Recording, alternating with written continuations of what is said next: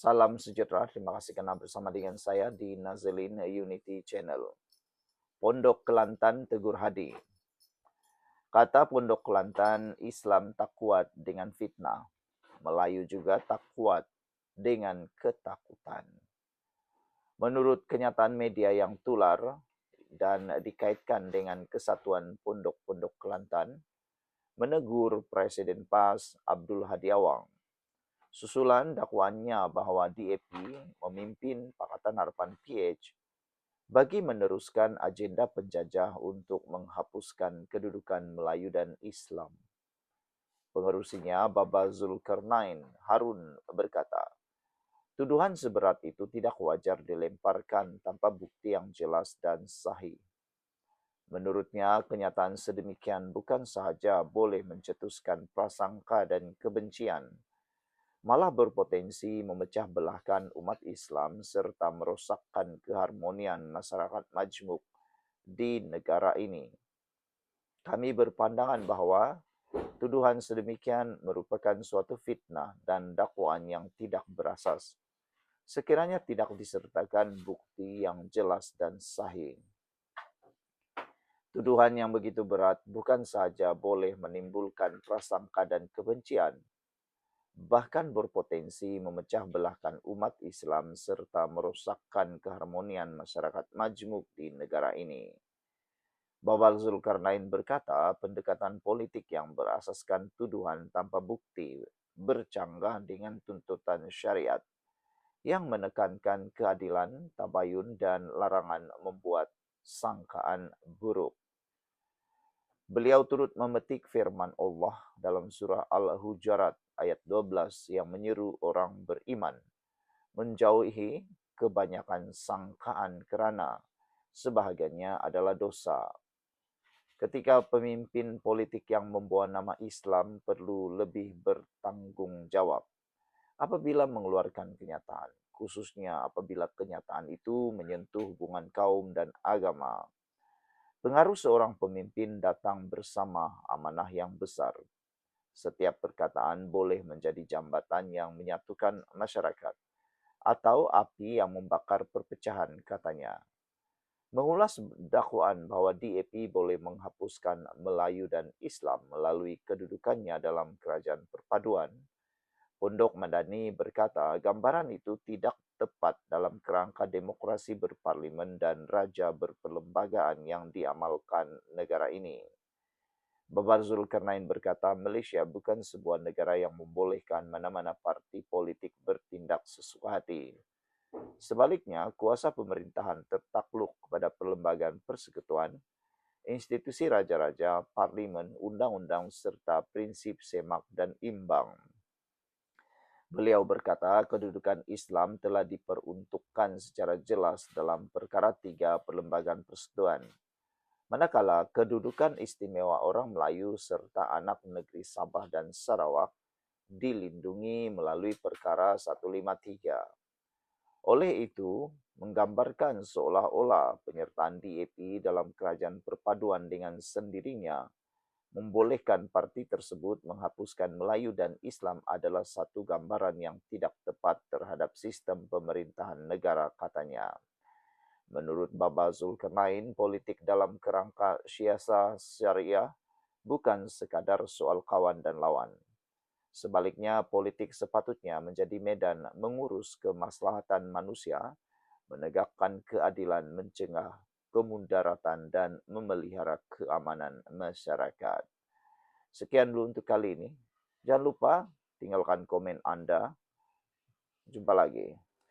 Tuan-tuan dan puan-puan sekalian, sebelum kita teruskan ulasan yang panas berkait politik dan perkembangan semasa di Malaysia, izinkan dulu saya untuk berkongsikan kepada Anda semua. Ini ialah terapi imun Transofector for Life. Terapi imun yang meningkatkan daya imun badan kita sehingga 400%.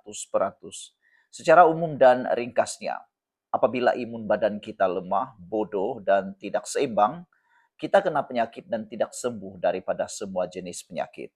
Tetapi apabila imun badan kita jadi kuat, bijaksana, dan seimbang, semua jenis penyakit boleh disembuhkan dengan peningkatan daya imun badan. Imun badan kita adalah seperti sekumpulan askar yang bertindak menghapuskan semua jenis penyakit yang ada dalam tubuh badan kita. Apabila askar-askar yang ada dalam tubuh badan kita itu menjadi kuat, menjadi seimbang dan bijaksana, semua jenis penyakit boleh dihapuskan dan boleh dihalau daripada terus membiak dan menduduki tubuh badan kita. Cepat dapatkan produk yang hebat ini melalui nomor telepon saya yang tertera.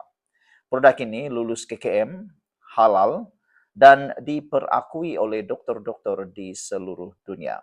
Cepat dapatkannya untuk kesejahteraan hidup Anda. Mungkin ini adalah jawaban yang Tuhan hantar untuk membantu memulihkan kesehatan Anda.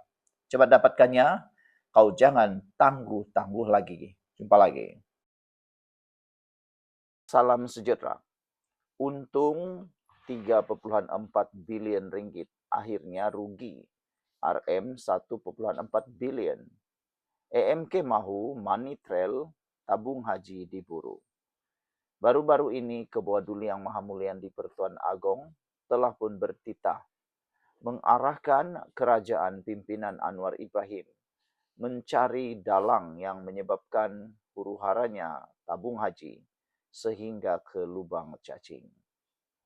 Arahan atau titah Ketua Duli Yang Maha Mulia di Pertuan Agong itu jelas, supaya dapat membuatkan tabung haji bangkit semula dan orang yang bertanggung jawab dapat diheret ke muka pengadilan. Tuan-tuan dan puan-puan sekalian, kalau sebelum ini ramai pihak menyatakan tiada sakau dan tiada sakau, rupa-rupanya memang ada sakau. Tuan-tuan dan puan-puan, Angkatan Muda Keadilan EMK menggesa siasatan Suruhanjaya Diraja RCI berhubung lembaga tabung haji dijalankan secara menyeluruh, telus dan tanpa kompromi, termasuk menjejaki aliran wang serta mengenal pasti pihak yang bertanggung jawab. Naib Ketua EMK yang juga ahli Parlimen Sungai Petani Dr. Muhammad Taufik Johari berkata, siasatan itu perlu memberi tumpuan kepada kelemahan takbir urus, campur tangan politik, laporan keuangan, serta keputusan pemberian hibah yang didakwa tidak selari dengan kedudukan keuangan sebenar tabung haji. Menurutnya, RCI telah mengenal pasti kelemahan serius dalam takbir urus tabung haji, termasuk struktur pelantikan lembaga yang tidak menetapkan syarat kelayakan dan kepakaran mencukupi. RCI juga merekodkan penglibatan ahli politik dalam kedudukan kanan tabung haji, serta pengaruh pertimbangan politik dalam beberapa keputusan penting institusi itu. Keadaan ini menimbulkan persoalan terhadap kebebasan profesionalisme dan kebertanggungjawaban pengurusan institusi yang mengurus simpanan jutaan umat Islam ini. Antara isu yang dibangkitkan EMK ialah kaedah pelaporan kedudukan keuangan tabung haji termasuk pengiktirafan kerugian dan kemerosotan nilai pelaburan.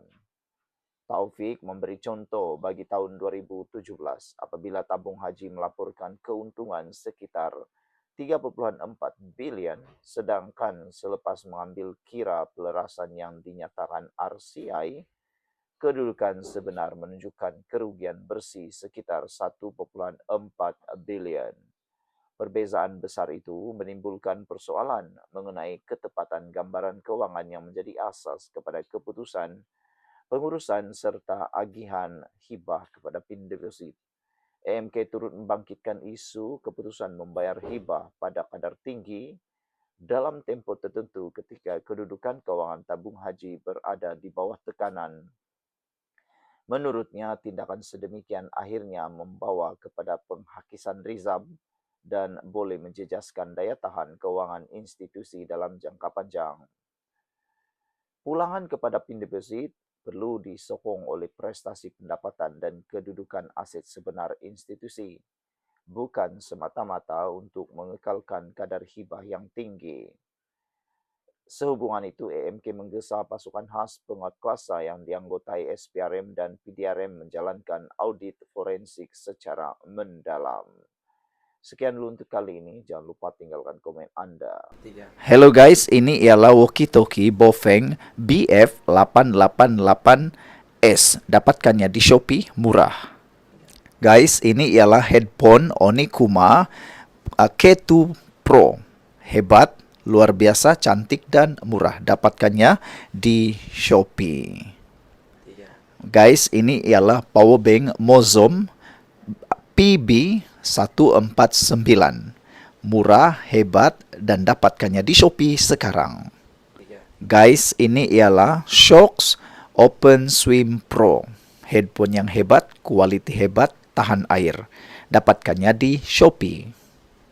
Guys, ini ialah headphone One Audio E70 Fusion. Dapatkannya di Shopee, murah sekarang.